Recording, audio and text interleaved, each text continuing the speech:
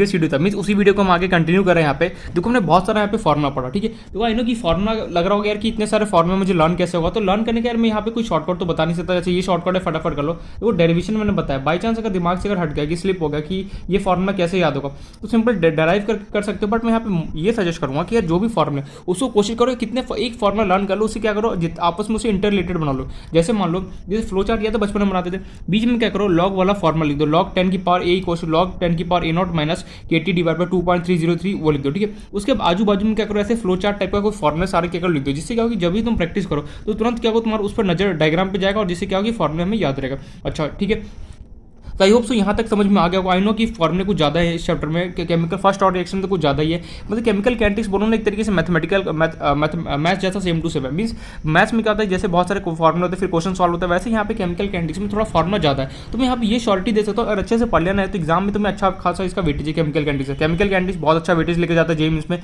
Electrochemistry again तुम्हारा weightage लेके जाएगा, सॉल्यूशन बोल सकते हो ओके हो गया, but chemical kinetics and electrochemistry बहुत ज़्यादा वेटेज लेके जाता है ये, और कोऑर्डिनेशन कंपाउंड, ये तीन ऐसे चैप्टर इसका मतलब क्वेश्चन ना एग्जाम में मैक्सिमम 2 क्वेश्चन तो मिनिमम आना ही आना है, ठीक है। दो मतलब कि 2 मिनिमम मतलब कि 4 to 8 मार्क्स, 8 मार्क्स से ज़्यादा ही कैरी करता है केमिकल कैनेटिक्स चैप्टर।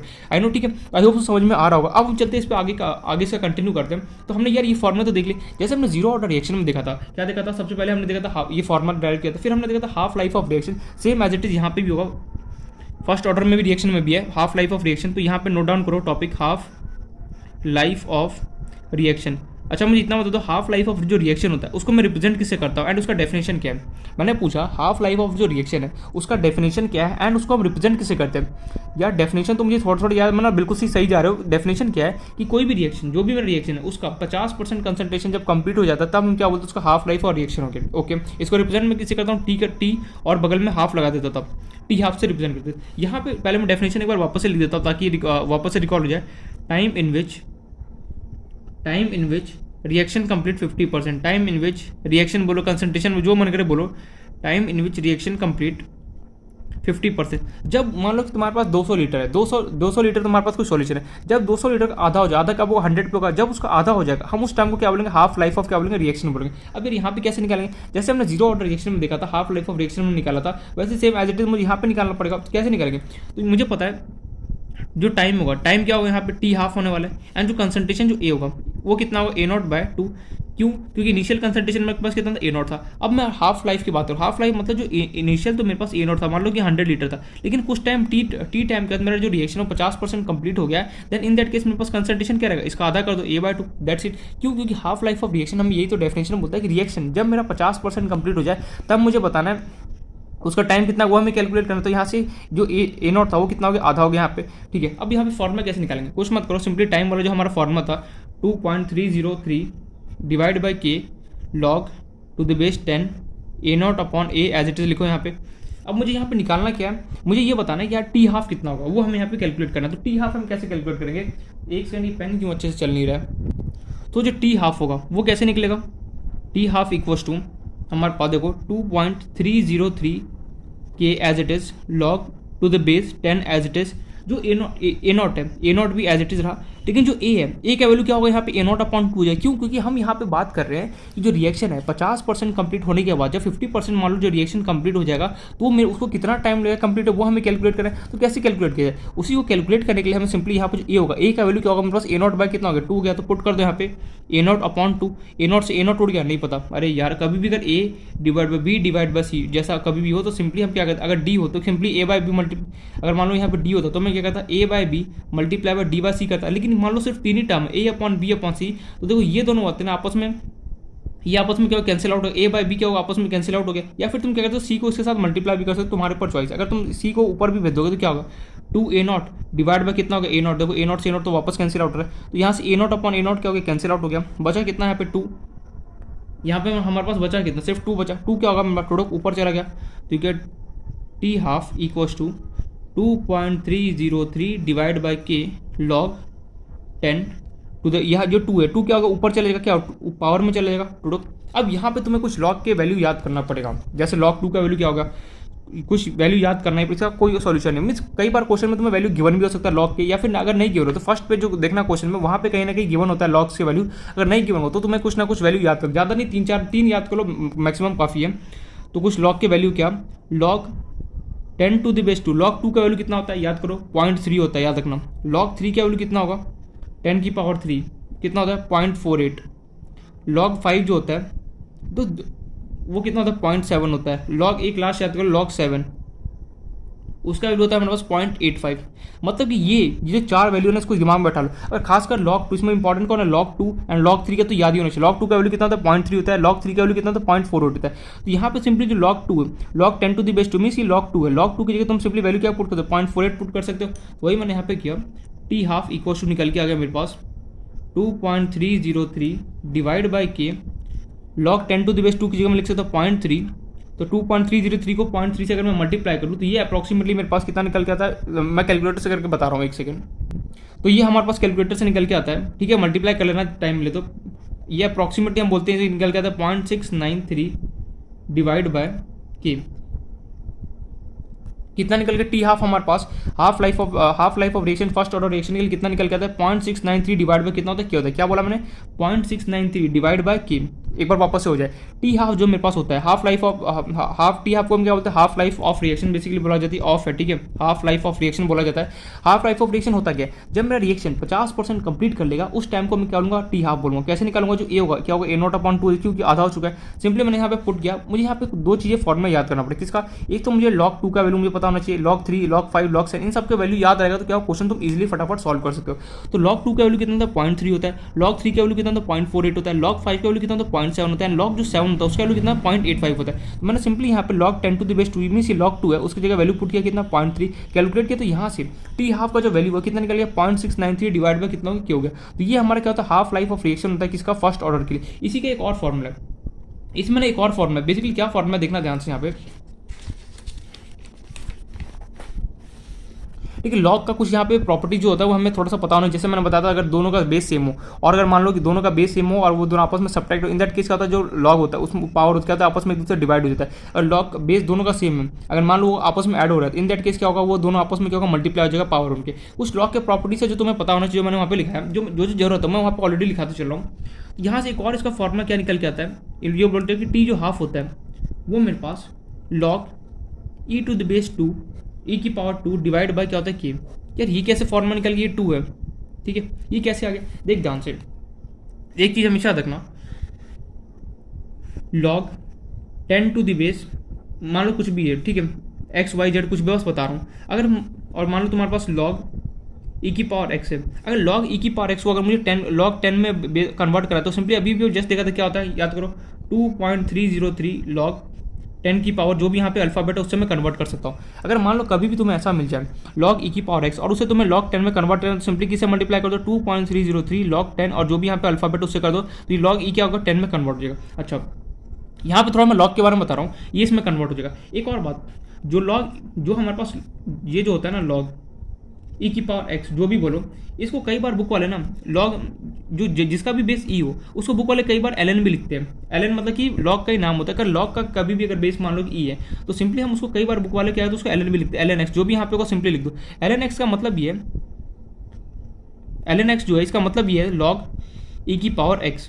ओहो बहुत कन्फ्यूजन हो गया, ठीक है मैं वापस सबको समराइज कर रहा हूँ। तो कभी भी log अगर बेस उसका e होगा तो उसको कन्वर्ट करना है तुम्हें किसमें log 10 में, तो किससे मल्टीप्लाई करो 2.303 log 10 और जो भी यहाँ पे अल्फाबेट है उससे लिख सकते हो, ठीक है, ये समझ में। अब यहाँ पे एक और यहाँ पे एडिशनल एक चीज़ होता है हमारे पास, क्या जो log e की पावर x होता है ना इसको कई बार बुक वाले ना ln भी लिखते हैं, ln और जो भी यहाँ पे अल्फाबेट लेटर से ln x का मतलब ये होता है log e की पावर x। फॉर एग्जाम्पल जैसे log बेस में e और यहाँ पे 2 लिखा है तो कई बुक वाले इसको ln2 भी लिख देते हैं, मीन्स ये भी करेक्ट है। मतलब ln का मतलब ये होता है ln का मतलब है इसका बेस कितना होगा e होगा। अगर कभी भी मान लो कोई भी log है उसका बेस अगर e है तो तुम उसको सिंपली ln भी लिख सकते हो, उससे कोई फर्क नहीं पड़ेगा। ln लिखो और उसका जो भी यहाँ पे अल्फाबेट गिरो सिंपली इसको यहाँ पे पुट कर दो, उससे कोई फर्क नहीं पड़ेगा। जैसे फॉर एग्जाम्पल मान लो log e की पावर 3 गिवन है, तुम सिंपली इसको ln3 भी बोल सकते हो। इसको मतलब log e की पावर 3 बोला फिर ln3 बोला, दोनों क्या होता है आपस में सेम ही होता है, बस नाम अलग अलग। इसको हम ln बोलते हैं, इसको हम क्या बोलते हैं log e की पावर जो भी है बोल सकते हो। ये होता है ln में क्या डिफरेंस होता है कि यहाँ पे बेस में कुछ नहीं होता लेकिन दिमाग में ये फिट हो जाता है, अगर कहीं पे ln लिखा है तो समझ जाता है आदमी कि इसका जो बेस होगा वो क्या होगा e होने वाला है।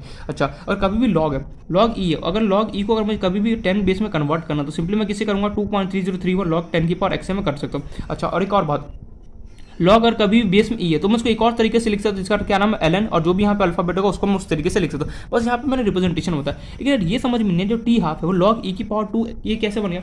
देख ध्यान से, फॉर्मूला क्या था, T half equal to formula था मेरे पास 2.303, जस्ट अभी जो प्रीवियस में आया था लॉग 10 की पावर 2 डिवाइड बाय क्या था मेरे पास, क्या था, मैंने लॉग 10 की पावर 2 का वैल्यू कितना रख दिया था, 0.3 रख दिया था। लेकिन अगर मैं 0.3 ना रखूँ, 2.30 इंटू लॉग 10, और ये तो एल एक्स होता है, इसको क्या मैं लॉग ये नहीं लिखता हूँ, लॉग ई और जो भी यहाँ पे अल्फाबेट है उसका नाम 2, लॉग मैंने क्या किया, लॉग ये पूरा था, इसके जब मैंने क्या पुट कर दिया, लॉग ई पुट कर दिया, और जो भी यहाँ पे अल्फाबेट कितना था 2 मैंने यहाँ पे लिख दिया। क्यों, क्योंकि 2.303 इंटू लॉग 10 किसके इक्वल होता है, मेरे लॉग ई और जो भी यहाँ पे अल्फाबेट है उसके इक्वल होता है। इसलिए मैंने यहाँ पे एक और फॉर्मूला था टी हाफ का, लॉग ई की पावर 2 डिवाइड बाय के। देखो ये सब क्या लॉगरिथम की कुछ प्रॉपर्टीज है जो हमें पता होना चाहिए। जो भी मैं यहाँ पे बता रहा हूँ प्लीज वो कोशिश करना समझने का। यहाँ पे आई नो कि बाउंस बैक, बहुत सारी चीजें बाउंस बैक होने वाला है यहाँ पे, क्योंकि हमने फर्स्ट टाइम देखा है लॉगरिथम दिमाग खराब करता है, ये क्या हो रहा है, कभी लॉग लिख रहा हूँ, कभी एलन लिख रहा हूँ, कभी लॉग ई लिख रहा हूँ, कभी लॉग 10 लिख रहा हूँ, क्यों ये सब लिख रहा हूँ, इतना माथामंजी करने की क्या जरूरत है। तो माथामंजी इसलिए कर रहा हूँ क्योंकि फर्स्ट ऑर्डर रिएक्शन में ये सारा पॉइंट इंपॉर्टेंट है। हमें लॉग के बारे में अच्छे से नॉलेज होना चाहिए कि कभी अगर लॉग बेस में अगर ई गिवन है उसको अगर मुझे लॉग 10 में कन्वर्ट करना है तो सिंपली मैं इससे कर सकता हूँ।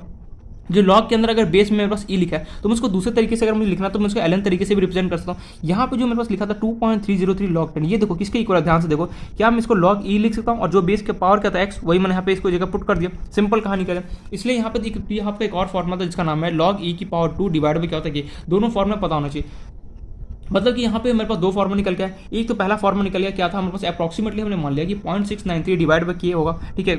और दूसरा वही फॉर्मूला निकल गया लॉग ई की पावर 2 डिवाइड बाय क्या होता है, के होता है। नो डाउट ये कंप्लीट यहाँ पे समझ में आ गया, ये समझ में आ गया होगा। अब देखो यहाँ पे जो हमारे पास दो फॉर्मूला निकल के है। अगर कभी भी कोई पूछे कि अच्छा ये बताओ टी हाफ क्या होने वाला है हमारा फर्स्ट ऑर्डर रिएक्शन का, सिंपली क्या हो गया 0.693 डिवाइड बाय के कांस्टेंट ही होने वाला नोट, या फिर दूसरा फॉर्मूला बोल सकते लॉग ई की पावर 2 डिवाइड बाय क्या हो सकती होता है। तो मतलब यहाँ से तुमने एक नोट डाल दिया, देखो 0.693 डिवाइड बाय यहाँ पे क्या किसको चेंज करो। अगर कोई बोले कि फर्स्ट ऑर्डर रिएक्शन का टी हाफ बताओ क्या होता है, तो तुम डायरेक्टली बोलोगे 0.693 डिवाइड बाय जो भी के का वैल्यू को सिंपली यहाँ पे पुट कर दो, क्या होगा टी हाफ निकल के आ जाएगा। या फिर तुम्हारे पास दूसरा तरीका ये भी है, कोई पूछे कि टी हाफ बता क्या होता है फर्स्ट ऑर्डर रिएक्शन का, तो मैं सिंपली बोल सकता हूँ लॉग ई की पावर 2 डिवाइड बाय की, जो भी किया होगा वो लिख दो, लॉग ई की पावर 2 लिखना है, कोई ऐसे लिखो, या फिर तुम्हारा मन करे तो ये भी इस तरीके से भी लिख सकते हो पूरा। ये पॉइंट हम क्लियर है। तो यहाँ पे हमने टी हाफ तो देख लिया। अब हम चलते हैं नेक्स्ट जो है हमारा, इसमें आता है हमारा life time of reaction. Life time of, जितना प्रैक्टिस करोगे ना उतना ज़्यादा ये सब कुछ समझ में आया, क्योंकि ये दो ऐसा हो सकता है, आई नो ये पॉसिबिलिटी मेरे साथ भी होता है कि ऐसा हो सकता है, सबके साथ ऐसा होता है। ये नहीं, ऐसा नहीं है कि हम कोई मतलब कि मेरे साथ ऐसा हो रहा है कि बाकी के साथ ऐसा नहीं, सबके साथ ऐसा होता है। क्या जो भी हमें मैंने पढ़ा है, आई नो कि बाउंस बैक बहुत सारी चीज़ें होगा कि जो समझ में नहीं आ रहा हो, लेकिन जब तक उसको प्रैक्टिस खुद से नहीं करोगे, ठीक है, मैं यहाँ पे बता दूंगा अच्छे से पूरा डिटेल में वापस कंप्लीट कर दूंगा। लेकिन यहाँ पे मेन फैक्टर क्या है, जब तक तुम यहाँ पे हार्डवर्क नहीं करो, जब तक तुम अपने दिमाग को प्रेशराइज नहीं करो, अच्छा ये ऐसे हुआ, इसको लॉग ई रहता है उसको मैं कभी कभी एलन भी लिख सकता हूँ, अच्छा इसको इससे कन्वर्ट करना, अच्छा मैं ऐसे भी लिखता हूँ। तो जब तक इस टाइप के क्वेश्चन नहीं करोगे ना तब तक क्या होगा, माइंड फिट नहीं करेगा, क्योंकि माइंड को क्या होता है ना एकदम आसान चीज चाहिए। देखो कभी ये नोटिस करना, जब 3 आवर्स का मूवी या फिर 5 आवर्स का कोई मूवी लगा के या फिर वेब सीरीज देखने में बैठना, कभी माइंड डिस्टर्ब एकदम पूरा तुम उसे कंप्लीट करो। लेकिन वहीं 45 मिनट्स या फिर 1 आवर का कोई वीडियो देखने पढ़ने बैठ जाओ, माइंड क्या होता है यहाँ वहाँ डाइवर्ट हो जाता है। क्यों होता है, क्योंकि माइंड को हमने क्या एकदम लेजीनेस मीन्स उसको एकदम कंफर्ट जोन में डाल रखा है, मीन्स उसको एकदम ईजी चीजें चाहिए, ठीक है। इसलिए बोला कि जितना ज्यादा उसको टफ करोगे ना उतना ज्यादा क्या होगा आगे बेनिफिट होने वाला है। इसलिए ध्यान से एक बार इसको समझना, फिर भी कहीं डाउट देर इन्फॉर्म होना, छोटा सा भी डाउट होता है तुरंत बताना, क्योंकि फर्स्ट ऑर्डर ऑफ रिएक्शन बहुत इंपॉर्टेंट है। यहाँ से क्वेश्चन बहुत सारे एग्जाम में आते हैं। एनीवेज, तो इसका नेक्स्ट जो डेफिनेशन है इसका नाम है life time of reaction. Life time of reaction क्या होता है फटाफट बताओ, इसको रिप्रेजेंट किससे करते हैं, टी एल एफ से करते थे। अच्छा, ये लाइफ टाइम ऑफ रिएक्शन होता क्या है, जब मेरा टाइम इन जो रिएक्शन है पूरा एकदम 0% हो जाए, टाइम इन विच या फिर कंसंट्रेशन बोलो जो मन करे बोल सकते हो, time in which reaction complete या फिर concentration, time in which reaction, या फिर तुम्हारा मन करे कंसंट्रेशन भी लिख सकते हो, time in which reaction completes 100%। मतलब कि जो रिएक्शन वो पूरा 100% एकदम कंप्लीट हो जाए, उसी को हम क्या बोलते हैं लाइफ टाइम ऑफ रिएक्शन यहाँ पे बोला जाता है। अच्छा, कैसे निकाला जाएगा, तो सबसे पहले तो टी क्वेश्चन क्या होगा, टी लाइफ होगा, नो डाउट, क्लियर है पॉइंट। यहाँ पे जो ए होगा, ए क्या वैल्यू क्या होगा, अगर मान लो मेरा रिएक्शन अगर पूरा 100% कंप्लीट हो गया, इन दैट केस जो मेरे पास ए नॉट का जो ए का होगा उसका वैल्यू क्या होगा, 0 होगा। क्यों, क्योंकि रिएक्शन तो पूरा कंप्लीट हो चुका है, अब तो कुछ चेंजेस हो नहीं सकता। अरे यार 100 लीटर मेरे पास है और मैंने पूरा अपना 100 लीटर मैंने वेस्ट कर दिया, तो मेरे पास कुछ भी नहीं बचा, तो मेरे पास ए का वैल्यू क्या होगा, 0 होगा। सिंपली कैसे निकालेंगे इसका लाइफ टाइम ऑफ रिएक्शन, कुछ मत करो, फॉर्मुला लिखो, T equals to 2.303 divide by के।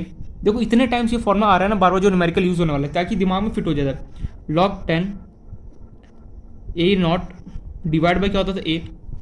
अच्छा, टी लाइफ मेरे पास कितना कैसे निकलेगा, 2.303 divide by K log 10 A not. और ए क्या होगा मेरे पास, ए का वैल्यू क्या होगा, 0 होगा। तो यहाँ से इसको सॉल्व करो, टी लाइफ इक्वल टू क्या हो गया 2.303 डिवाइड बाई के log 10। अभी भी जस्ट मैं सीखा एनीथिंग, कुछ भी ऊपर लिखा हो एनीथिंग डिवाइड बाई 0 होता है तो सिंपली किसकी इक्वल होता है, इन्फिनिटी की इक्वल होता है, या फिर कई बुक वाले इसको अनडिफाइंड भी बोलते हैं। क्या बोलते हैं, अनडिफाइंड। एनीथिंग डिवाइड बाई 0 किसकी इक्वल होता है, इन्फिनिट की इक्वल होता है। और ये एक बात याद रखना, 1 इन्फिनिटी, एनीथिंग कुछ भी ऊपर लिखा और नीचे इन्फिनिटी तो किसकी इक्वल होता है, 0 की इक्वल होता है। लिख लो यहाँ पे एनीथिंग डिवाइड बाई 0 क्या होता है, इन्फिनिटी होता है, या फिर कई बुक वाले अनडिफाइंड बोलते हैं। और एक और बात, एनीथिंग डिवाइड बाई इन्फिनिटी किसकी इक्वल होता है, 0 होता है। तो ए नॉट अपॉन करूँगा क्या होगा, 0 हो गया। ए नॉट डिवाइड बाई 0 करूँगा क्या होगा, इन्फिनिटी का। मीन्स ये तो पूरा इन्फिनिटी बन गया। मीन्स यहाँ से मेरे पास क्या निकल के आ गया, जो टी लाइफ है, अरे यार इन्फिनिटी को अगर किसी भी चीज़ से मल्टीप्लाई करूँगा इन्फिनिटी आएगा ना, तो यहाँ से कितना निकल गया, टी लाइफ मेरे पास निकल गया इन्फिनिटी। मतलब लाइफ टाइम ऑफ जो रिएक्शन होता है फर्स्ट ऑर्डर उसका वैल्यू कितना होता है, इन्फिनिटी। तो यहाँ पे लिख लो the value of life time of reaction of first order reaction is infinity, of first order reaction is infinity. Spelling देख लेना, INFINITY, ठीक है। तो मतलब क्या जो, अच्छा एक बात बताओ, जो हमारा 0 ऑर्डर रिएक्शन था उसका हमारे पास क्या वैल्यू निकल के आता, life time of reaction A not upon के, याद है कुछ इस टाइप का निकल के आता। सिमिलरली यहाँ पे जो मेरे पास फर्स्ट ऑर्डर रिएक्शन है उसका अगर मैं लाइफ टाइम ऑफ रिएक्शन लेना चाहूँ उसका वैल्यू कितना, इन्फिनिटी आता है। क्यों, क्योंकि एनीथिंग डिवाइड बाय 0 करोगे इन्फिनिटी होती है, पूरा टर्म ही क्या होगा, इन्फिनिटी बन गया। इन्फिनिटी मल्टीप्लाई बाय पावर कुछ भी करो क्या होता है, इन्फिनिटी हो गया। तो यहाँ पे फर्स्ट ऑर्डर रिएक्शन का MCQ में डायरेक्ट पूछ लेता है कि the value of life time reaction of first order reaction is, option दे देगा तुमसे इन्फिनिटी, 0, या फिर ऐसा ऑप्शन बना के दे सकता है। तो हमें अच्छे से एकदम सिक्योर कर लेना है कि हमने जो भी अभी तक पढ़ा हमें अच्छे से नॉलेज होना चाहिए। जितने भी हमने फॉर्मुला देखे उसका हमें पूरा डिटेल में मुझे पता होना चाहिए। अच्छा ये फॉर्मुला कब यूज़ होगा, न्यूमेरिकल में कौन सा मुझे यूज़ करना है, टी लाइफ मेरे पास कैसे निकलता है, टी हाफ मेरे पास कैसे निकलता है, log 2 क्या वैल्यू क्या होता है, log 3 क्या वैल्यू क्या होता है। अगर कभी भी log e गिवन हो उसको मुझे 10 में कन्वर्ट करना है तो कैसे करते हैं। अगर मान लो कभी log e लिखा है उसको मैं ln के तरीके फॉर्म में भी लिख सकता हूँ, अपने ऊपर क्या होता है चॉइस होता है। ये सारा कुछ हमें डिटेल में एक बार पता होना चाहिए। तो एक बार मैं वापस से सारे फॉर्मुले को यहाँ पर चार्ट बना के रिकॉल कराओ ताकि तुम्हें याद रहे। सबसे पहले जो हमने फॉर्मुला देखा वो देखा हमने log 10 की पावर a, या फिर log e वाला हमने देखा था, कोई नहीं पहले ये लिख लो, log 10 की power a not minus KT divide by 2.303, ये फॉर्मुला देखा। इसके यहाँ पे दो फॉर्मुले फिर हमने देखा। इसके बाद हमने देखा इसी फॉर्मुले को मैंने क्या किया, समराइज कर दिया, किसमें क्वेश्चन को सॉल्व करने के लिए मैं ये वाला फॉर्मुला यूज़ करूँगा, T equals to 2.303 divide by K log 10 a not upon a। मैंने इस फॉर्मुले से ये वाला फॉर्मुला बनाया। फिर यहाँ से हमने एक और फॉर्मुला देखा जिसका नाम है इसी फॉर्मुले को हमने एक्सपोनेंशियल में कैसे कन्वर्ट कर दिया, a equals to a not e की पावर माइनस KT, इसमें कन्वर्ट कर दिया। फिर हमने यहाँ पे देखा टी लाइफ का फॉर्मुला देखा, वो मेरे पास कितना निकल के आया। अब ये फिर हमने देखा टी लाइफ का फॉर्मुला देखा, वो मेरे पास कितना आया यहाँ से, टी लाइफ के मेरे पास दो फॉर्मुला, टी हाफ का दो फॉर्मुला निकले, एक तो 0.693 डिवाइड बाई किया है एंड दूसरा मेरे पास निकल के आया log e की पावर के log e की पावर 2 सॉरी डिवाइड बाई कितना निकले किया है, ये पॉइंट हमें आया। देन हमने यहाँ पे टोटल क्या 4 फॉर्मुला देखे। सबसे पहला फॉर्मुला देखा था log 10 ये मेन फॉर्मुला था, इससे मैंने न्यूमेरिकल को सॉल्व करने के लिए मैंने ये वाला यहाँ पे फॉर्मुला बनाया। और फिर उसके बाद हमने देखा इसको एक्सपोनेंशियल फॉर्म में इस फॉर्म में कन्वर्ट किया। फिर हमने टी हाफ के यहाँ पे 2 फॉर्मुला लिखा और फिर हमने देखा था टी लाइफ का हमारे पास कितना निकल गया, इसका वैल्यू इन्फिनिटी है। ये सारा फॉर्मुला किसके लिए वैलिड है सॉरी, ए से जो प्रोडक्ट, ये सारे फॉर्मूले किसके लिए वैलिड है, ए से जब कुछ प्रोडक्ट बन रहा हो, ठीक है, उसकी जगह से उस ऐसे एप्लीकेशन में ए से जब प्रोडक्ट बन रहा हो, हर एक केस में मैं क्या करता हूँ ये फॉर्मूला मेरे पास वैलिड है। लेकिन अगर मान लो ए से मैसेज, मान लो यहाँ पे 2A से कुछ प्रोडक्ट बन रहा हो, क्या तो ये फॉर्मूला वैलिड नहीं। जैसे 0 ऑर्डर रिएक्शन में हमने देखा था कि जितने भी फॉर्मूले वहाँ पे थे, ए से कुछ प्रोडक्ट बना था तो ये फॉर्मूला काम करा था वहाँ पे भी। जैसे मान लो वहाँ पे हमने देखा था, लास्ट में बताया था मैंने, जब यहाँ पे 2A हो, कोएफिशिएंट कुछ प्रेजेंट हो, तो कैसे इसको सॉल्व करते हैं मैंने 0 ऑर्डर रिएक्शन में बताया था, सेम एज इट इज मैं यहाँ पे फर्स्ट ऑर्डर रिएक्शन में भी बताने वाला। तो ये सारे जितने भी मैंने फॉर्मूले लिखे ये सब किसके लिए, देखो फॉर्मूला कितना है, 1 2 3 4 और ये 5, मतलब 5 टोटल फॉर्मूले। एक बार इसको चार्ट इस टाइप से बना के लिख लोगे ना, दिमाग में क्या होगा, फिट हो जाएगा। फिर बार बार इसको देखते रहोगे तो क्या होगा, याद हो जाएगा। ऐसे तो यहाँ पे याद होना अब क्या होगा, प्रॉब्लम होने वाला है। इसलिए मैंने बोला कि जो भी मैं फॉर्मूला बताऊँ उसको एक बार फ्लो चार्ट में इस तरीके से बनाओ और क्या करो, हर एक फॉर्मूले को यहाँ पे देखते रहोगे बार बार तो क्या होगा, फॉर्मूला याद हो जाएगा।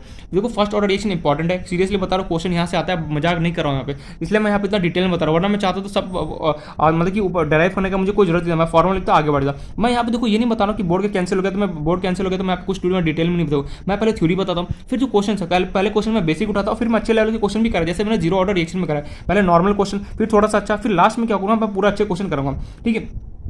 तो ये सारा फॉर्मा किसके लिए वैलिड है? ए से मेरे पास क्या होगा, प्रोडक्ट बन रहा होगा, उस जगह मेरे पास क्या होगा, ये फॉर्मा वैलिड होगा। अच्छा, तो यहाँ पे हमारा फर्स्ट ऑर्डर रिएक्शन का पूरा थ्योरेटिकल पार्ट कंप्लीट होता है। हमने यहाँ पे पूरा फॉर्मा देखा, जो भी फॉर्मा हमारे इंपॉर्टेंट था, फिर उसका हमने ग्राफ यहाँ पे देखे, देन अब first life time of reaction देखा, हाफ लाइफ ऑफ रिएक्शन देखा, ये सब कुछ हमने यहाँ पे कंप्लीट कर लिया। अब हमें पढ़ना है, जैसे हमने जीरो ऑर्डर रिएक्शन में ग्राफ देखा था, सेम एज इट इज हमें यहाँ पे कुछ ग्राफ पढ़ना है, देन हम स्टार्ट करेंगे अपना न्यूमेरिकल। तो सबसे पहले हेडिंग डालो, graph of first order reaction, graph of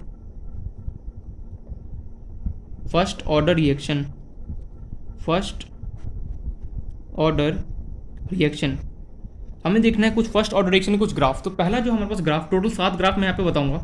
पहला जो हमारे पास ग्राफ निकल के आया वो है रेट वर्सेस, जो हमने पढ़ा मैं वापस उसको भी यहाँ पे बता रहा हूँ। रेट वर्सेस हमने देखा था कंसंट्रेशन का, वो कैसा था, एकदम स्ट्रेट लाइन, स्टार्टिंग में बताता मैंने। रेट वर्सेस कंसंट्रेशन में क्या होगा, एकदम स्ट्रेट लाइन। क्यों? क्योंकि यहाँ पे जो हमारे पास रेट होता है, जैसे मान लो ए से कुछ प्रोडक्ट बन रहा है, ठीक है, ए से प्रोडक्ट बन रहा है, तो उसका अगर मैं रेट लिखना चाहूँ तो क्या लिखूँगा, के ए की पावर 1। तो जीरो ऑर्डर में क्या होता था, ए की पावर 1, ए की पावर 0 कैंसिल आउट हो जाता है। क्यों? ए की पावर 0 1 होता है, लेकिन ये जो टर्म है ना यहाँ पे रह जाता है, प्रेजेंट है। इसकी वजह से क्या होता है कि जैसे जैसे मेरे पास कंसंट्रेशन बढ़ाऊंगा तो क्या होगा, रेट भी क्या होगा, बढ़ रहा होगा। और ये क्या होता है, थीटा। अगर मैं इसका स्लोप लिखना चाहूँ, स्लोप इक्वल टू क्या होता है, tan theta. Slope equal to tan theta, उसका वैल्यू कितना होगा, यहाँ पे के हो जाएगा। तो ये हमारा पहला ग्राफ था। दूसरा हमें ग्राफ देखना है, यहाँ पे दूसरा ग्राफ है, इस पे रेट वर्सेस टाइम के बीच में, रेट वर्सेस टाइम का ग्राफ। तो रेट वर्सेस टाइम का ग्राफ कैसे बनेगा, हमें पता है, मैं यहाँ पे बता रहा हूँ रेट वर्सेस टाइम कैसे बनेगा। रेट इक्वल टू तुम्हें पता है के ए की पावर तुम्हें 1 गिवन है, ठीक है, लेकिन तुम्हें बनाना है कि इसमें रेट और टाइम के बीच में ग्राफ बनना है। अब कैसे बनाओगे रेट और टाइम के बीच में ग्राफ, कुछ मत करो, जो ये ए है तुम्हारे पास एक फॉर्मूला था, याद करो, एक्सपोनेंशियल फॉर्म में, a equal to a not a की पावर माइनस के टी था। कुछ मत करो, ए है ना, ए की जगह क्या करो, इस पूरे ए की जगह क्या करो, ए नॉट इंटू ए नॉट ई की पावर माइनस के टी को यहाँ पे पुट कर दो। तो आर इक्वल टू क्या हो गया, के ए नॉट ई की पावर माइनस के टी। अब ये ग्राफ कैसा यहाँ पे बनेगा, एक्सपोनेंशियली। तो रेट वर्सेस टाइम के बीच में जो ग्राफ बनता है वो कैसा बनता है हमारे पास, कुछ इस तरीके से एक्सपोनेंशियली हमारे पास बनता है। इन्फिनाइट पे जाके कहीं पे 0 हो जाता है। ये वाला जो वैल्यू होगा ये क्या होगा मेरे पास, के ए नॉट होगा। ये रेट वर्सेस क्या होगा, टाइम के बीच में ग्राफ बना। अरे भैया जब तुम 0 पुट करोगे, जब टाइम इक्वल टू तुम्हारे पास क्या होगा, 0 होगा। इन दैट केस आर का वैल्यू क्या होगा, के ए नॉट होगा, वही मैंने लिखा। क्यों? देखो टाइम इक्वल टू 0 ये तो नहीं पड़ गया, ई की पावर 0 कितना, एनीथिंग की पावर 0 कितना, 1 होता है, तो बचा कितना, के ए नॉट, तो वही मैंने यहाँ पे लिखा। इन्फिनिटी पे कहीं पर जाके क्या होगा, बेसिकली इस लाइन को क्या होगा, टच करोगे। तो ये किसका ग्राफ है, रेट इक्वल टू के ए नॉट ई की पावर माइनस के टी, ठीक है। थर्ड जो हमारे पास यहाँ पे ग्राफ जो बनता है वो है जो हम अभी अभी जस्ट पढ़ के आए हैं, log 10 to the power A, concentration बोलो भाई, कंसंट्रेशन वर्सेस टाइम का, इनिशियल कंसंट्रेशन वर्सेस टाइम का बोलो, कैसे ग्राफ बनेगा। अब कुछ टाइम पहले भी जस्ट पढ़ के आए ये ग्राफ, तो इसका भी कुछ टाइम पहले हम इसका ग्राफ बन के देख चुके हैं। इसका कैसे ग्राफ बनेगा, बेसिकली लॉग 10 की पावर और 10 की पावर 8 वर्सेस टाइम के बीच में अगर मैं ग्राफ बनाऊँ तो सिंपली कैसे बनेगा, straight line with negative slope product. और ये जो पॉइंट होगा इसको हम क्या बोलेंगे, लॉग 10 की पावर ए नॉट, और ये हमारा क्या होगा, थीटा। अगर मैं इसका स्लोप लिखना चाहूँ, स्लोप किसके इक्वल होता है, हमें पता है tan थीटा के इक्वल होता है। और जो यहाँ पे tan थीटा को वो किसके इक्वल होगा मेरे पास, माइनस के डिवाइड बाय 2.303। कैसे इसका बना, अरे फर्स्ट फॉर्मूला यार, लॉग 10 की power A equal to log 10 की पावर ए नॉट माइनस के टी डिवाइड बाय 2, जो हमारा न्यूमेरिकल वाला फॉर्मूला है, उसी से क्या होता है, ये हमारा ग्राफ आता है। नेक्स्ट देखते जाओ ग्राफ और समझते चलो, ठीक है। फोर्थ जो ग्राफ है वो बेसिकली हमारा है टोडो, चलो लॉग ई ले, यहाँ पे 10 था बेस, यहाँ पे चलो हम ई ले लेते, लॉग ई की पावर ए वर्सेस टाइम का अगर मैं ग्राफ बनाना चाहूँ, अगेन इसका भी वही आता है, straight line with negative slope. ये क्या होगा, थीटा होगा। यहाँ पे क्या होगा, लॉग ई की पावर क्या हो जाएगा, ए नॉट हो जाएगा। एंड अगर मैं यहाँ पे इसका स्लोप लिखना चाहूँ, स्लोप इक्वल टू क्या होगा, tan थीटा इक्वल टू क्या होगा मेरे पास, माइनस के। यहाँ पे माइनस के क्यों आया, क्योंकि देखो फर्स्ट जो हमारा फॉर्मूला था, टोटल न्यूमेरिकल पोर्शन से पहले, ये लॉग ई की power A equal to log e की पावर ए नॉट माइनस के टी, जब मैं इसके और टाइम के बीच में ग्राफ बना रहा हूँ सिंपली, ठीक है। तो यहाँ पे देखो, यहाँ पे हमारे पास 2.30 कुछ है, ई वाला फॉर्म है, इसलिए क्या हुआ यहाँ पे, इसलिए माइनस के यहाँ पे मेरे पास बचा। नेक्स्ट जो इसका ग्राफ है वो है, ये सब ग्राफ इंपॉर्टेंट है, खासकर कौन कौन सा इंपॉर्टेंट है मैं उसको स्टार बना ही देता हूँ। सबसे इंपॉर्टेंट तो ये सेकंड वाला, ठीक है, बाकी सब इतना इंपॉर्टेंट नहीं, बट सेकंड वाला इंपॉर्टेंट है। नेक्स्ट जो हमारा ग्राफ है, रेट वर्सेस टाइम का जो ग्राफ है ये, और ये वाला इंपॉर्टेंट भी है, ये सॉरी ये सी वाला पोर्शन, ये तो और ज़्यादा इंपॉर्टेंट है। इसको 4 जितना स्टार बनाना चाहो वहाँ पे बना, ये मोस्ट ज़्यादा इंपॉर्टेंट है। नेक्स्ट जो इस पर ग्राफ है फिफ्थ वाला, वो है मेरे पास किसके बीच में है, चलो इस बार रिएक्टेंट ले लेते हैं। Concentration of reactant means A, concentration of reactant जिसका नाम है ए वर्सेस टाइम के बीच में ग्राफ। इसका भी क्या होता है, स्लोप वाला ग्राफ बनता है। यहाँ पे आता है मेरा ए नॉट, ये टोडो इस तरीके से ये ऊपर लाइन जाएगा, ठीक है, गलती से हो गया, नीचे नहीं ऐसे जाएगा स्लोप, ये ऐसे, ठीक है, मैं वापस ही बना देता हूँ। Concentration of reactant, concentration of reactant उसको हम ए से इंडिकेट करते हैं वैसे, और टाइम, इनके बीच में ग्राफ कैसे बनेगा, स्लोप, ये ऐसे कोई भी पॉइंट ले लो, ये ऐसे कुछ इस तरीके से जाएगा। ये वाला जो पॉइंट होता है इसको हम बोलते हैं ए नॉट, और ये तो टाइम टी पता है, ये किसका ग्राफ है, ये सिंपली हम कहाँ से बनाते हैं, a equals to a not a की पावर माइनस के टी से क्या होता है, ग्राफ बन के आता है।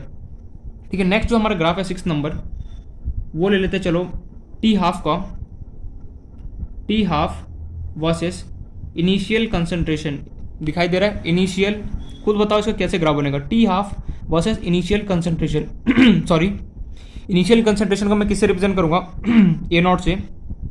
अच्छा, तो टी हाफ का फॉर्मूला क्या था, टी हाफ का जो तुम्हारे पास फॉर्मूला था वो निकल के आया था, दो था, एक तो क्या था 6.693 डिवाइड बाय के, और एक था लॉग 10 की पावर 2 लिखो, या फिर e की पावर 2 डिवाइड बाय क्या था, के था मेरे पास, ये दोनों फॉर्मूला। यार यहाँ पे तो कांस्टेंट है, के क्या होता है, रेट कांस्टेंट होता है, ये भी कांस्टेंट है, ये भी कांस्टेंट है, मतलब जो टी हाफ है उसको इनिशियल कंसंट्रेशन से कोई फर्क नहीं पड़ेगा, वो बोलेगा मैं तो कांस्टेंट हूँ, मेरा वैल्यू क्या है, कांस्टेंट है, तो मुझे कोई फर्क नहीं पड़ने वाला। तो इसका ग्राफ जो होता है कांस्टेंट कैसे बनेगा, एकदम ही स्ट्रेट लाइन ऐसे बनता है। नेक्स्ट इसका ग्राफ है लास्ट, एक और ग्राफ मेरे पास बनाना चाहिए, कौन किसका बनाओ, चलो प्रोडक्ट का ले लेते हैं, चलो 7th, कंसंट्रेशन ऑफ, कोई छूटे नहीं, ठीक है, इसलिए मैंने सारा यहाँ पे ग्राफ एक एक करके बना दिया। कंसंट्रेशन ऑफ प्रोडक्ट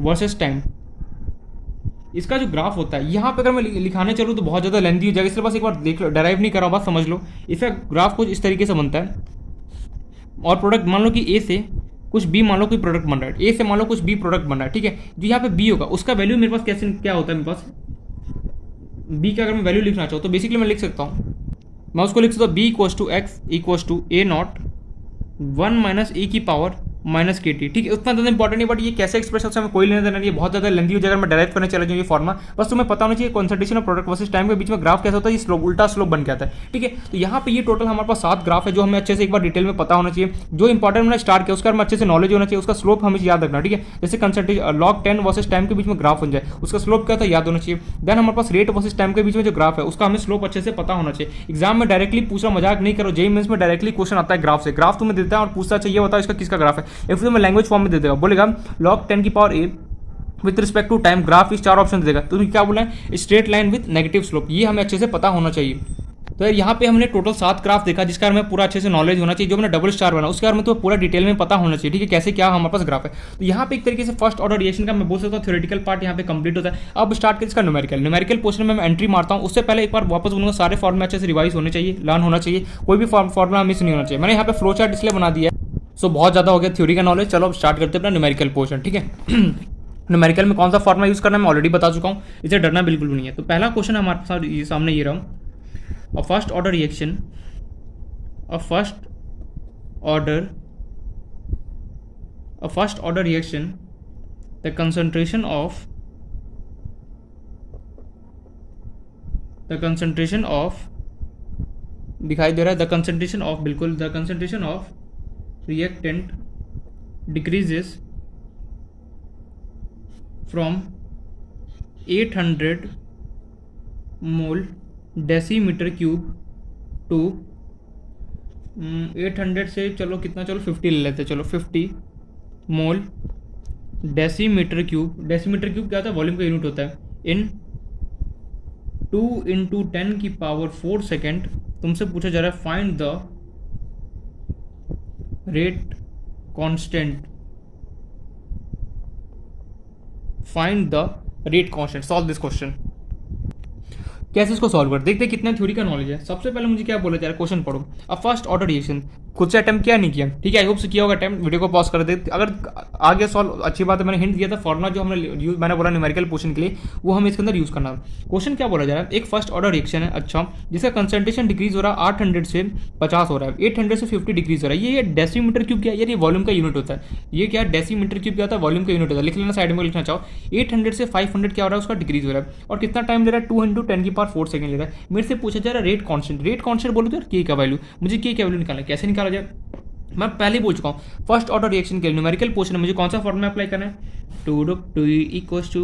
2 एकदम सिंपल फॉर्मूला में वैल्यू पुट करना है और कुछ नहीं है, के log 10 A0 डिवाइड बाई ए। ये जो मैं लिखता हूँ ना, ये क्या log 10 का पावर है। जैसे log ये ऐसे लिखा हुआ log 10 बेस में, और ये ऐसे A0 डिवाइड बाई ए, 10 का क्या पावर है यहाँ पे, ठीक है। स्पेस नहीं रहता इसलिए मैं यहाँ पे लिख देता हूँ। चलो सॉल्व करते हैं। हमें क्या निकाला है, जब बोला जा रहा है हमें रेट कांस्टेंट निकालना है। अच्छा, हमें क्या क्या गिवन है, मुझे टाइम गिवन है कितना, 2 × 10⁴ सेकंड।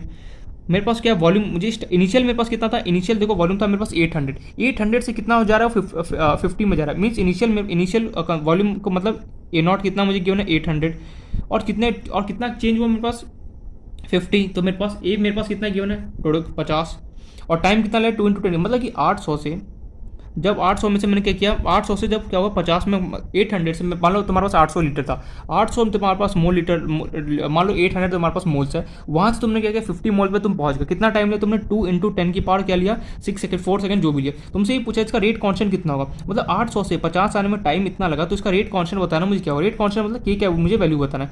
अब कैसे निकाला है, के मुझे निकालना है, तो के को क्या किया मैंने यहाँ पे इसको क्रॉस मल्टीप्लाई कर दी थी। कितना हो गया, k t equal to 2.303 log 10 A0 divide by a. क्या मुझे टाइम के वैल्यू गिवन है, बिल्कुल इसके चरणों में भेज दो। तो टी को क्या हो गया 2.303 डिवाइड बाई, ठीक है, पूरे के साथ भी डिवाइड कर सकते हैं, ऐसे भी कर सकते हो, अपने ऊपर चॉइस होता है। log 10 A0 अपॉन ए, एक एक करके वैल्यू पुट करते हैं।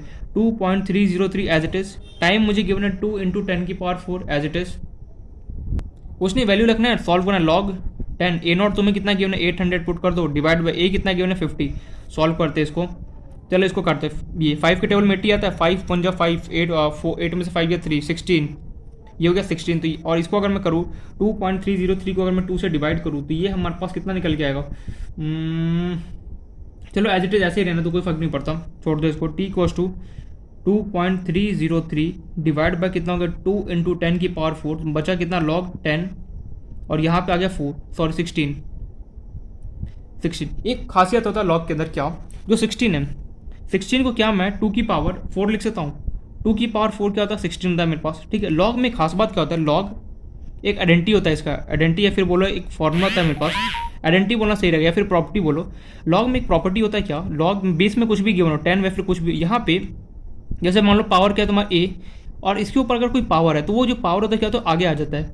ऐसे लिखूँ n log a की पावर 10। जैसे मान लो तुम्हारे पास log 10 गिवन है, और मान लो 3 उसके पावर तुम्हें 4 की, जो 4 होगा ना वो क्या होगा लॉग की क्या होगा आगे शिफ्ट हो जाएगा। मीन्स ऐसे लिख सकते हो 4 log 3 की पावर 10। मतलब यार ये जो लॉग है उसके बगल log 10 है, उसका पावर कितना 3। अगर इसका भी कुछ पावर, अगर उसके ऊपर भी अगर कोई टोपी पहना हुआ तो सिंपली जो टोपी पहना हुआ है इसको क्या करो तुम इसको आगे भेज दो, तो वही यहाँ पे होगा। जो 16 है मैं उसको 2 की पावर 4 लिख सकता हूँ। ये आइडेंटिटी इसको लिख लेना अच्छे से। अगर log 10 है और मान लो यहाँ पे कोई ए है, उसका ऊपर भी अगर कोई पावर है तो क्या जो पावर होता है लॉग में क्या तो आगे आ जाता है। ये हो गया 2.303। बहुत ज़्यादा इसका यूज़ करने वाला है यहाँ पे, हर एक क्वेश्चन में क्या होगा इसका यूज़ आने वाला है। डिवाइड बाई 2 × 10⁴ log 16 को मैं क्या लिख सकता हूँ 2 की पावर 4 डिवाइड बाई 10। तो यहाँ से टी क्वेश्चन तुम्हारे पास निकल के आ गया। कह रहा था ना थोड़ा सा कैलकुलेशन, 2.303 डिवाइड बाई 2 × 10⁴। ये 4 क्या होगा यहाँ आगे आ जाएगा लॉग के, कितना का 4 × log 2 to the base 10। ये 2 ने 2 को उड़ा दी, कितना 2 to 4। log 2 का वैल्यू कितना होता है याद करो, अभी जैसे हम कुछ टाइम पहले देखे log 2 की पावर 10, log 2 का वैल्यू कितना था 0.3 होता था। सिंपली यहाँ पे पुट कर दो, टी को कितना हो गया 2.303 मल्टीप्लाई बाई 2 इंटू log 2 का वैल्यू कितना था 0.3 पुट कर दिया, डिवाइड बाय मेरे पास कितना बचा 10 की पावर 4। इसको वही कुछ यही कैलकुलेशन वगैरह करोगे, सॉल्व करोगे, देख लेना जो भी आंसर है, ठीक है। अब कुछ नहीं करना तुम्हें, 2.303 को 2 से मल्टीप्लाई, फिर 0.3 को मल्टीप्लाई, फिर डिवाइड कर देना 10 की पावर 4। 10 की पावर 4 मतलब 4000, 10,000 यार, मतलब इसको चलो मैं कर ही देता हूँ।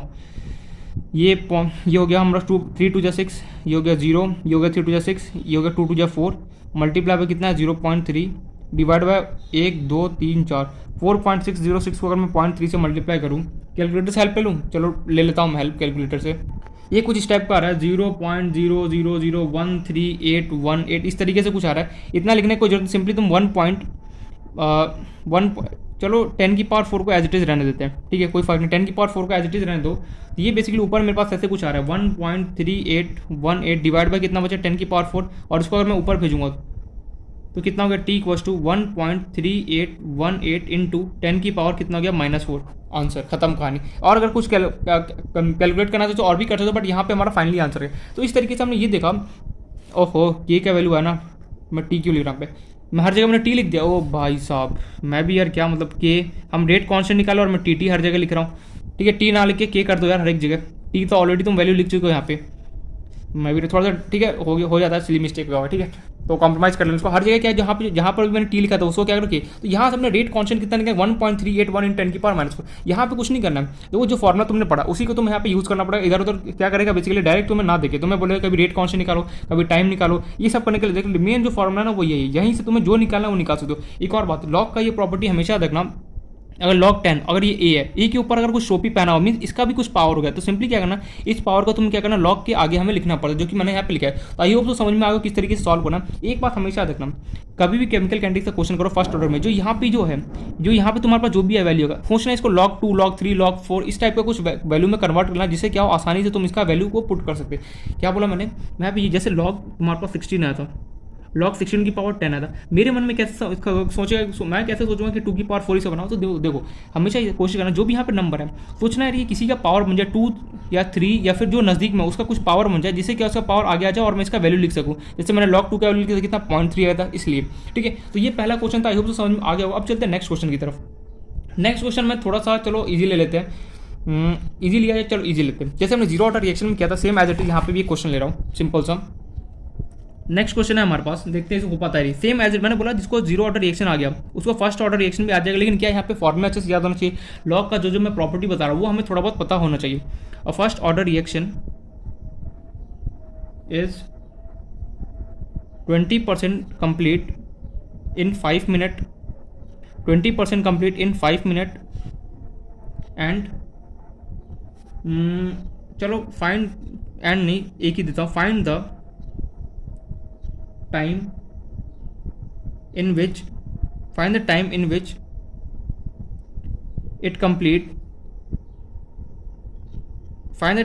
it complete 60%।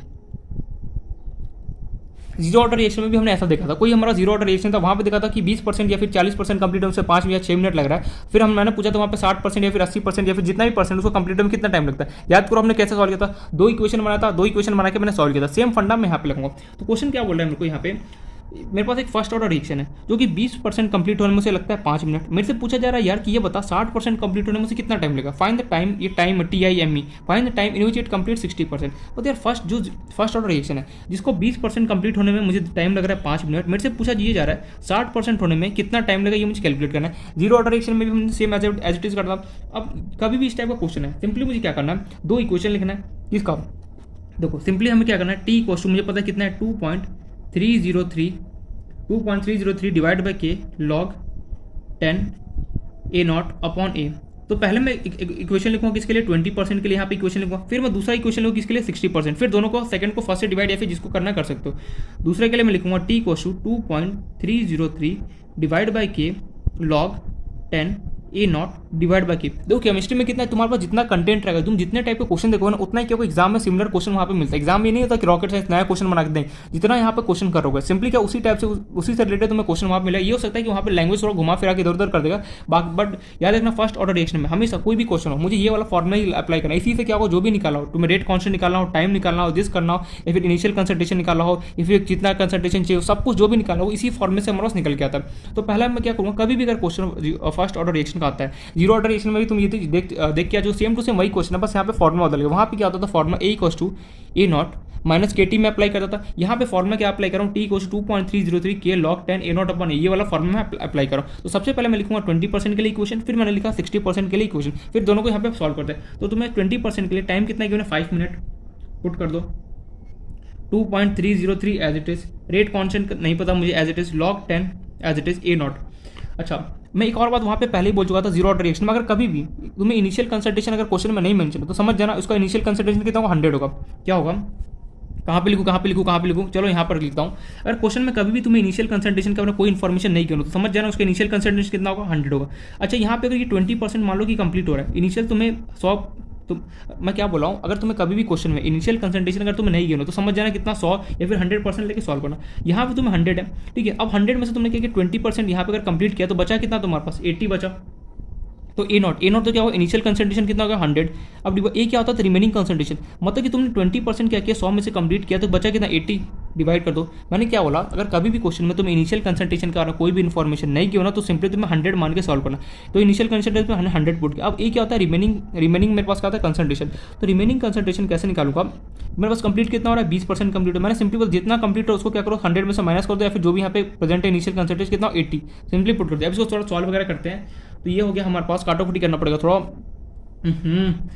चलो एज इट इज़ ऐसे ही रहने दो, इसका नाम दिया फर्स्ट, ठीक है। सेकंड इक्वेशन की तरफ जाते हैं।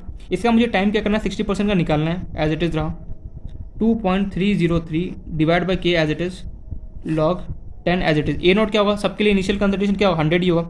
ए कितना होगा, अब मुझे यहाँ पे बोले थे 60% कंप्लीट हुआ, मतलब मेरे पास पहले था 100, अब मैंने 60% अगर कंप्लीट कर दिया तो बचा कितना मेरे पास, 40। ये हो गया 40, इसका नाम दिया मैंने सेकंड इक्वेशन। अब हमें क्या करना है, यहाँ पे थोड़ा सा खेलना पड़ेगा, डिवाइड वगैरह। दो इक्वेशन बनाए। सबसे पहले अगर कभी भी क्वेश्चन अगर आए कि एक कंसंट्रेशन को 20% या फिर 40% यूज़ किया, उसको 10 मिनट लग रहा है, 20 मिनट लग रहा है, दूसरे कंसंट्रेशन मान लो 60% 70% कराओ, उसको कितना टाइम लगा, उसको कैलकुलेट करने के लिए हमें सिंपल सा क्या फंडा लगाना है। सबसे पहले मैं इक्वेशन लिखूंगा, लिखा, अब सिंपली दोनों का इक्वेशन लिख दिया तुमने। अब सिंपली क्या करो, डिवाइड कर दो। सेकंड को फर्स्ट से कर दो, फिर फर्स्ट को सेकंड से कर दो, किसको करना है, चलो सेकंड को फर्स्ट से कर देते हैं, डिवाइड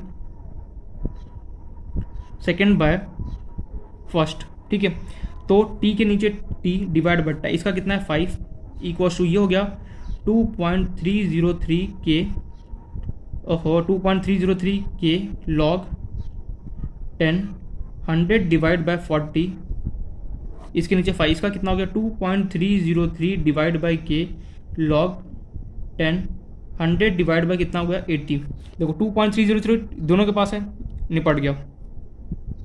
के से के निपट गया, अरे यार ये a divide by b divide by c divide by d वाला फॉर्मेट, तो a by b as it is multiply by d क्या होगा, के से के निपट गया, सी से सी निपट गया। अब बचा क्या हमारे पास यहाँ पे, t/5 equals to log 10 100 divide by 40 log 10 100 divide by 80। अब हम एक बात बता, अगर कभी भी अगर लॉग मेरे पास कभी भी a डिवाइड बाई बी अगर कभी भी गिवन है, अगर मैं इसको ओपन करना चाहूँ तो क्या लिख सकता हूँ, log 10a minus log 10b।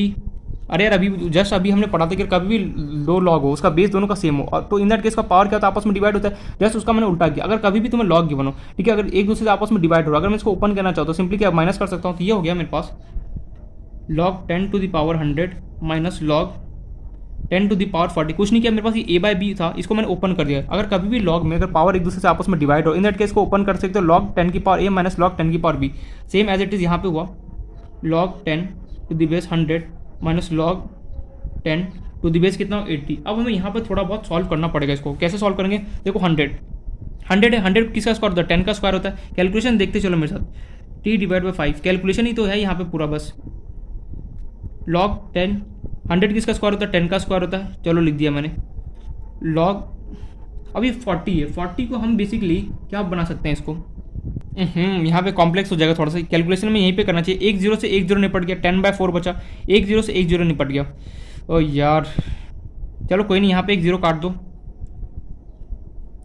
यहाँ पे 1 0 काट दो, बचा कि अरे यार यहाँ पे 1 0 से 1 0 काटा, 10/4 बचा, लॉग 10 की पावर 10 माइनस के तो लॉग 10 की पावर 4 ये हो गया। इसके नीचे 1 0 से 1 0 पर लॉग 10 डिवाइड बाई 8 था, कितना हो गया,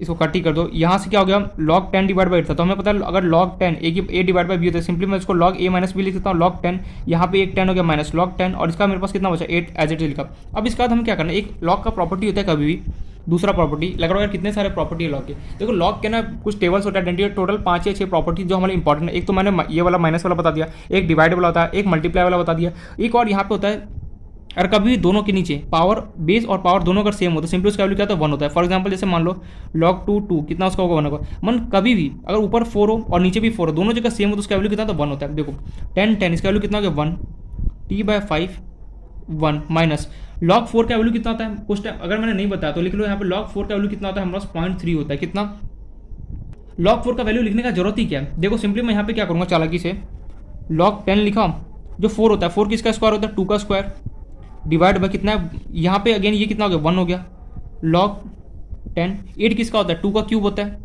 अब हमें पता है लॉग में कभी भी पावर के ऊपर पावर हो जाता है, सिंपली जो 2 है इसका आगे आ जाएगा तो यहाँ पे हो गया मेरे पास t/5 कैलकुलेशन ही तो है यहाँ पे कैलकुलेशन जिसको समझ में आ गया ना, बाकी सब कैलकुलेशन कैसे समझ में आ गया जितना ज़्यादा यहाँ पे प्रैक्टिस करो खुद से जो मैं करा रहा हूँ उसको देखो सॉल्व करो और खुद से प्रैक्टिस करो अपना कैलकुलेशन स्ट्रॉन्ग हो जाएगा। ये हो गया 1 ये 2 आगे आ गया बचा कितना log 2 डिवाइड बाई 10 माइनस 1 ये 3 क्या हो गया आगे आ जाएगा कितना हो गया 3 log 2 10 log 2 का वैल्यू कितना होता है मैं यहाँ पे कर रहा हूँ 1 log 2 का वैल्यू कितना होता है माइनस 0.3 होता है लिख दो डिवाइड बाई 1 माइनस 3 log 2 का वैल्यू कितना होता है 0.3 होता है। इसको सॉल्व करेंगे मैं यहाँ पे कर रहा हूँ आगे ठीक है t/5 इक्वल्स टू मेरे पास हो गया 1 माइनस 2 इंटू 0.3 को करूँगा तो कितना हो गया 0.6 अरे यार ये ऐसे गिवन है 0.3 मल्टीप्लाई बाय 2 कर 3 2 जा कितना हो गया 6.6 हो गया ना।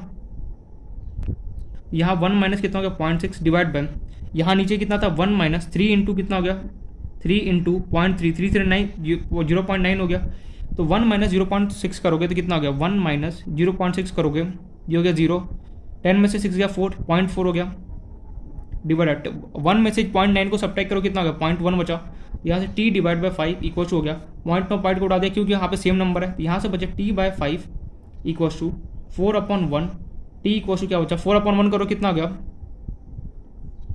अरे यार t/5 इक्वल्स टू 4/1 करो कितना हो गया 4 हो गया इसको क्रॉस मल्टीप्लाई करो t इक्वल्स टू कितना हो गया 5 इंटू 4 t इक्वल्स हो गया मेरे पास 20 मिनट्स आंसर। तो आई नो यहाँ तक दो इक्वेशन सॉल्व कर यहाँ के बाद क्या हो कैलकुलेशन रहा था 1 0 से 1 0 नहीं पड़ गया बचा log 10/4 यहाँ पे 1 0 से 1 0 नहीं पड़ गया बचा log 10/8। हमें पता है कभी भी लॉग में a बाय बी जैसा फॉर्मेट ऊपर मिल जाए सिंपली इसको ओपन कर कैसे कर सकते log 10 की पावर a माइनस log 10 की पावर b वही मैंने ओपन किया फिर उसके बाद मैंने देखा और कभी भी लॉग में दोनों अगर सेम अगर याद रखना लॉग में अगर कभी भी दोनों जगह सेम हो दोनों ऊपर और नीचे दोनों जगह सेम उसका वैल्यू कितना होता है 1 होता है। याद रखिए ये पॉइंट स्टार बना के इसको डब्बे में लिख लेना लॉग में पावर और बेस दोनों पावर और बेस दोनों का वैल्यू अगर सेम हो तो उसका वैल्यू कितना तो 1 होता है मैंने लिख दिया। फिर 4 था उसको मैंने चालाकी से मैंने क्या बोला ये जो लॉग होता है लॉग को हटाना है हमें केमिकल कंडीशन में क्या होता है लॉग को हटाना होता है कैसे हटाए यार इसको मैं कैसे हटाऊं जिससे मेरा लॉग हट जाए तो मुझे पता है क्यों ना इसको मैं 2 का स्क्वायर कर दूंगा तो 2 मेरे पास आगे आ जाएगा बचा यहाँ पे कितना मेरे पास log 2 का वैल्यू कितना 0.3 पुट कर सेम एज इट इज मैंने यहाँ पे 8 के केस में किया तो मैं यहाँ पे जो लॉग को हटाने के लिए तुम log 2 के पास रहो log 3 या फिर log 4 या फिर log 5 ये मैं 2 3 4 इसी के आसपास में भटकते रहो कुछ ना कुछ यहाँ पे कन्वर्ट हो जाएगा तो तुम्हें क्या होगा आंसर फाइनली दिया t को कितना होगा 20 मिनट। इस तरीके से बेसिकली हमने इस क्वेश्चन को सॉल्व किया। अब चलते हैं नेक्स्ट क्वेश्चन की तरफ। इसमें मैं नेक्स्ट क्वेश्चन यहाँ पे करा रहा हूँ थोड़ा सा क्या है इंपॉर्टेंट क्वेश्चन भी बोल सकते हो नहीं इसी टाइप का एक और क्वेश्चन करा दूँ। चलो एक और क्वेश्चन ले लेते हैं हम